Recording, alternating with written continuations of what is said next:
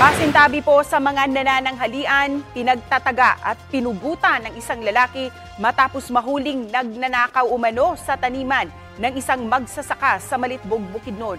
Duguan at wala ng ulo ang lalaki nang datnan ng mga otoridad sa barangay Mindagat. Batay sa investigasyon, tumakas ang lalaki matapos mahuling nagnanakaw umano. Hinabol siya ng magsasaka at nang maabutan, doon na siya pinagtataga at pinugutan. Ang ulo ng lalaki itinapon sa damuhan. Paliwanag ng sumukong magsasaka, nagawa niya ang krimen dahil sa sobrang galit. Ilang beses na raw kasi siyang pinagnakawan ng lalaking napatay niya. Pinakawalan din kalaunan ng pulisya ang magsasaka matapos umatras sa pagsasampa ng kaso ang kaanak ng lalaking nasawi.